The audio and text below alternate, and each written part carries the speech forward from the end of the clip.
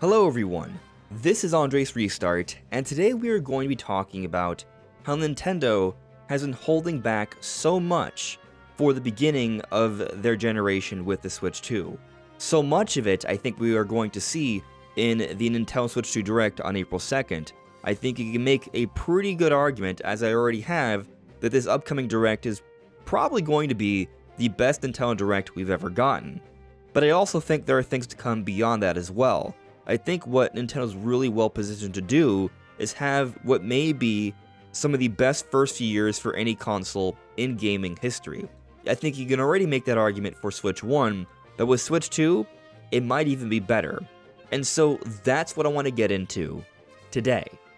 But before going forward, let me take this moment to point out that I am aiming to reach 50,000 subscribers by the time the Switch 2 launches. So if you find yourself enjoying my content, I would appreciate it if you could subscribe and hit that notification bell. So let's talk about how things went down with Switch 1. So Nintendo was actually able to put together the most consistent lineup they've ever done throughout their entire history.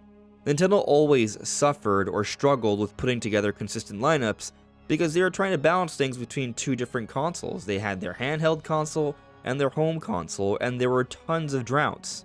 But going into the Switch era, Nintendo unified their gaming divisions. Their handheld and home console divisions became one. They created the Switch, a hybrid console where it's all in one place. And as a result, the majority of Nintendo releases were going to one place, the Switch. And so yes, we had more consistent support. But this lineup was also bolstered by the situation that was the Wii U.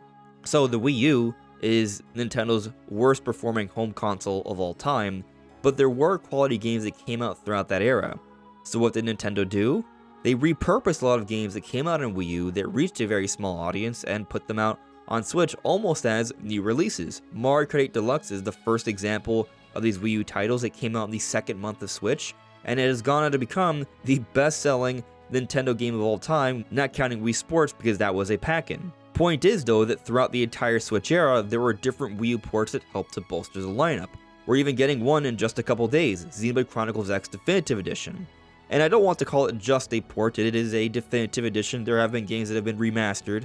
But the point is, Nintendo has been able to put out a lot more games because of the Wii U situation. Going into the Switch 2, the situation is going to be a little different. They will not be able to draw upon the Switch library the way they could the Wii U because, well, Switch 2 is backwards compatible, all these games are relevant, so many people have played on the Switch. The Switch is looking like it's going to become the best-selling console of all time. It's an opposite situation here. And so I do think Nintendo will find ways to repurpose some of these games. We've heard about the Breath of the Wild remaster, for example. And so Nintendo is going to use Switch 1 games in certain ways. Sure, this will make it a little bit easier for them to fill in some of the gaps, but it's not going to be quite the same. And so with this in mind, you actually might be thinking, well, how is the Switch 2 in a situation where it could be having a better start than Switch 1 in the first few years, or at least something comparable? Well, there's two reasons. One, Nintendo has been expanding throughout the generation. They are very well aware that development costs are going up, games are taking longer to make, big releases are becoming fewer and far between. So there are challenges, and Nintendo has had the foresight to continually build upon their studios, establish more partner relationships, so they can have a larger, more productive network of creating games. And so over time, long term, that is going to help.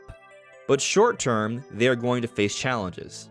But thanks to the situation that they achieved with Switch, one, unifying their gaming divisions and being able to focus on one platform, but also being able to draw upon a lot of Wii U ports and such, Nintendo was able to get ahead of the curve here.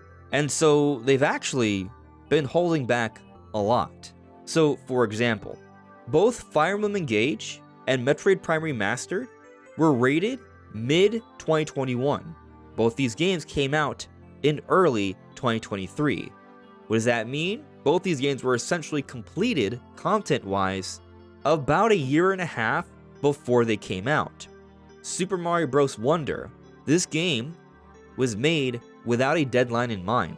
Tears of the Kingdom was actually finished around early 2022, but they delayed it a year to polish it up and refine it. In 2023, Nintendo got to a point where they were holding back on games, developing games with no deadlines, delaying games for over a year just to refine it. And so as of 2023, it's become clear that Nintendo has been ahead of the curve here. They have plenty of games ready. They are so good to go. But something very interesting happened in 2024. Nintendo still maintained a consistent lineup of games. They continued to publish titles essentially every month. However, when you take a look at the kind of support Nintendo put out in 2024, it's clearly lesser than prior years. Almost all these projects were partner projects. You look at games like Princess Peach Showtime, developed by a Nintendo partner, Goodfeel. Mario & Luigi Brothership, developed by a Nintendo partner, Acquire. The Legend of Zelda Echoes of Wisdom, developed by Grezzo, another Nintendo partner. None of these are Nintendo studios, but Nintendo partners. And so most games that came out in 2024 were not internally developed Nintendo projects. Nintendo was all of a sudden saving all of their internal Nintendo projects. And so this situation says two things. One, Nintendo has a great network of partners to rely upon to essentially support them in an entire year where they don't put out their own projects. But then two, because of that luxury, their own studios can focus on whatever's next and not feel rushed to put out projects to just fill in the gaps. And so what have the internal Nintendo teams been working on? Well, something I pointed out yesterday. Most people would agree that both the new Mario Kart and 3D Mario are probably coming out in the first year of Switch 2. We've already seen our first few seconds of the next Mario Kart game. That's likely going to be a launch title or at least an early title. And then 3D Mario, given history, is likely to come out by the holidays. And when you also consider the development teams behind these projects, Nintendo EPT Group 8 when it comes to 3D Mario, and Nintendo EPT Group 9 when it comes to Mario Kart, these production groups have not put out a totally new game throughout the entire Switch era. They've assisted with some smaller projects or have at least helped to somewhat co-develop other projects alongside some Nintendo partners, like NST when it comes to 3D World plus Bowser's Fury. But in the 8+ years of Switch, they've only released one totally brand new mainline game. It doesn't take 8+ years to put a game together in almost all situations, and these studios are so productive, they're so efficient, they are some of the best in the industry. To think that they couldn't get at least one game ready during this time is hard to believe. So it's pretty easy to expect both 3D Mario and Mario Kart to be ready in this first year of Switch 2, and we'll likely see both in the Switch 2 Direct. But I'm going to go a step further here. As I mentioned, I discussed yesterday. It's been so much time since we've seen a new game from each of these production groups, it's easy for me to see that there's probably another pair of games that are close to completion as well. Mario Kart and 3D Mario may be used to help the Switch 2 come out to a very strong start. But in years 2 and 3, I wouldn't be so surprised if there are other major efforts coming from these production groups that are already complete. Perhaps one of them is Donkey Kong, for example. Perhaps another is a totally new multiplayer game from the makers of both ARMS and Mario Kart 8. So just considering that, I think it's clear that Nintendo is in a pretty good position. But there's more. Let's take a look at Metroid Prime 4 Beyond. This game was technically announced in summer of 2017, was delayed, it had to be restarted, and development was brought over to Retro Studios, and they've been plugging away at it ever since. And now we know the game is slated for 2025, and given how long we've waited for this game, and how they have only shown us one trailer, the overwhelming thought right now by most is that yes, Nintendo is saving or has been holding back on Metroid Prime 4 for the Switch 2 Direct. Metroid Prime 4 Beyond is going to be used as part of the Switch 2 marketing, which implies there are going to be some changes to this game for the Switch 2 version. Hopefully some nice visual improvements. Maybe Nintendo and Retro Studios have had this in mind for such a long time that they can better take advantage of the Switch 2 hardware. I know a lot of people have thought, well, it's initially a Switch 1 game, so maybe there wouldn't be that many improvements, but we don't know all the details of how development has gone. They may have been well aware for a very long time that this game may be a cross-generation title, and depending on how things are put together, things may be very scalable when it comes to this game. So point is, I think people may be sleeping on the potential visual enhancements we could see for Metroid Prime 4 in a Switch 2 version. But then beyond that, we've also seen the mouse controls for the Switch 2, which seem to be a great fit for a first-person shooter or adventure such as Metroid Prime 4. So the game seems well suited to be a strong early Switch 2 title. And I'll also mention we have this recent, very exciting rumor from Kiwi Talk, someone who has a pretty great deal of credibility, who has interviewed a lot of different industry developers, such as different ex-Retro Studios developers, and they're saying, as in something they've heard, is that the game will likely be in the Switch 2 Direct and will blow everything else in that presentation out of the water. Now, I'm sure some opinion is involved there, but it's exciting to think about as a Metroid fan just how much Nintendo and Retro Studios have been holding back when it comes to Metroid Prime 4, and they've been really keeping it close to their chest to truly showcase it and have its proper unveiling in this Switch 2 Direct. So that has me even more excited. I'm beyond just normal excited here when I consider the situation that is Metroid Prime 4. But let's talk about another studio that I think not enough people are paying attention to, and that's Next Level Games. Next Level Games has had a bit of a pattern over the last decade or so. Every 3 years they put out a new Nintendo title. In 2013 it was Luigi's Mansion Dark Moon. In 2016 it was Metroid Prime Federation Force. In 2019, moving on to Switch from 3DS, there was no delay there even though they had a significant leap in technology.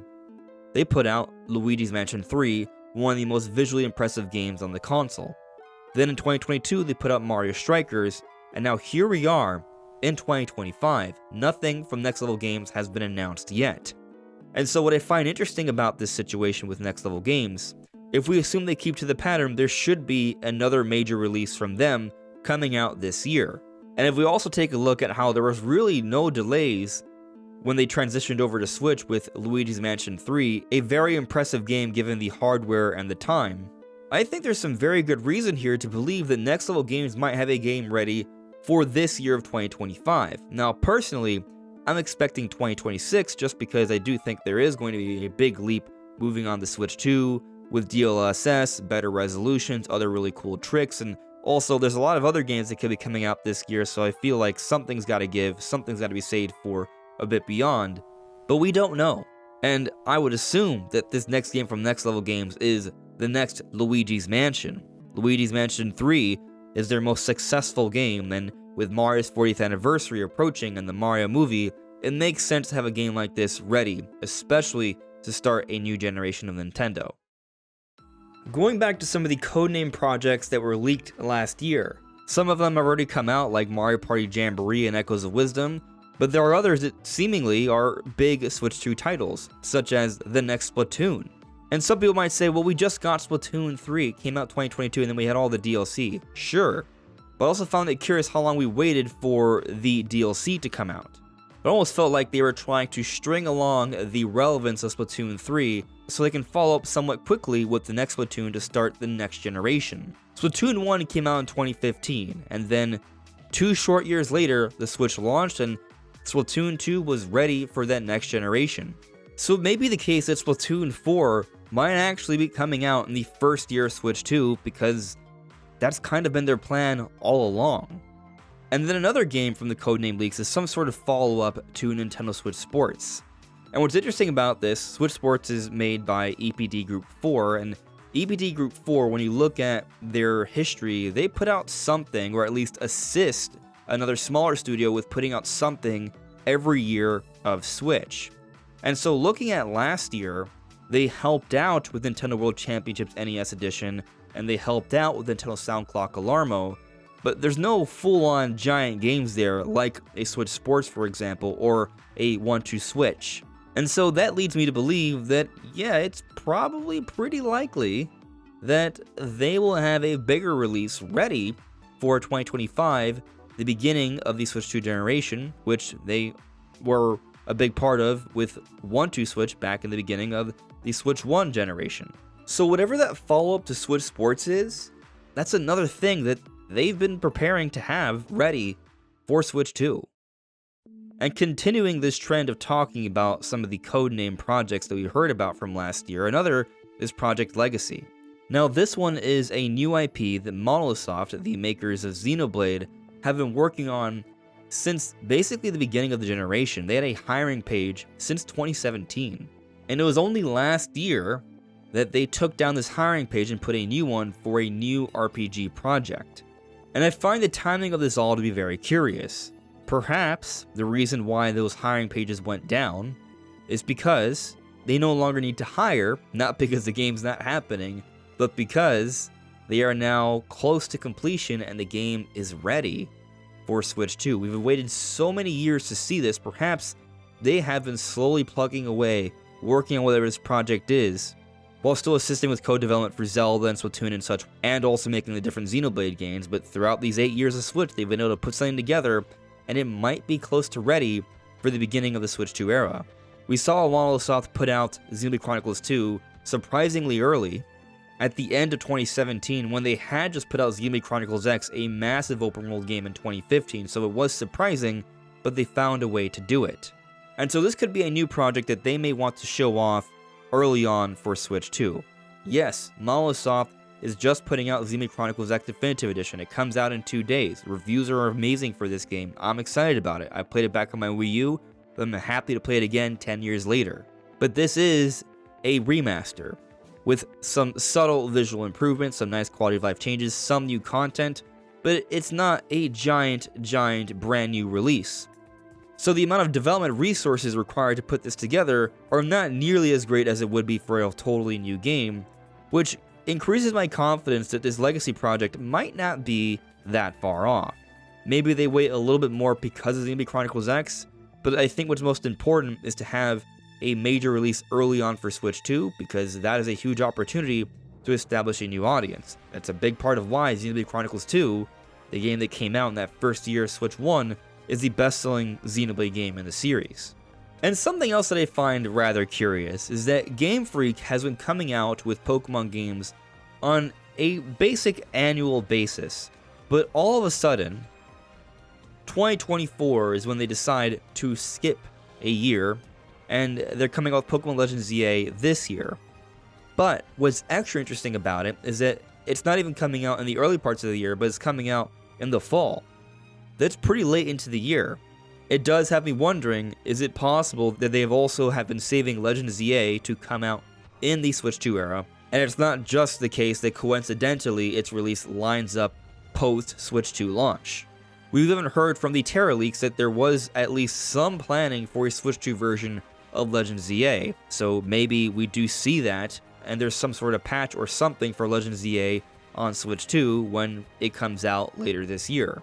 The overall point here is that there's a lot of reason to think that Nintendo's been holding back on a lot, saving a lot of releases, and they are totally ready to go to kick off their next generation very strongly. And what's funny is that I could talk about more. There is the long-rumored Fire Emblem remake. This rumor comes from a few different places, including Nate the Hate, who may consider to be quite credible. I do believe it to be coming. It is about time for the next Fire Emblem. Fire Emblem games do come out with some frequency, so we are due. And considering that we haven't seen this project yet, it may very well be the case that this remake of Fire Emblem 4, the Genealogy of the Holy War, is being saved for the Switch 2 era. And here's another one. I mentioned some form of a remastering for Breath of the Wild early on in the video. We've talked about this a few times already, but I do believe that there are other Zelda products that Nintendo is getting ready for Switch 2. Now, I'm not sure they're going to be ready very early on for Switch 2. There was, however, in the thick of the Switch era, a few years back, rumors for an Ocarina of Time HD. And then Nintendo released the N64 expansion pack, and we got Ocarina of Time there, and those rumors kind of died down. But considering our current theories about an Ocarina of Time remake and everything we've talked about in regards to that, all the different pieces of evidence that seems to be supporting the idea that something like this seems pretty likely, might it be the case that those rumors of an Ocarina of Time HD could be tied to this remake we've been theorizing, and Nintendo's actually had this in the works for some time, and they've simply been saving it, preparing it for Nintendo Switch 2. I do think it makes sense. I think it makes sense as a big title to come out in 2026 for the 40th anniversary. And it might be just another example of how Nintendo has been holding back for the beginning of this epic new generation. But what do you all think? Let me know in the comments below. This is AndresRestart. Thank you so much for listening and watching, and I'll see you all really soon. Take care. Bye.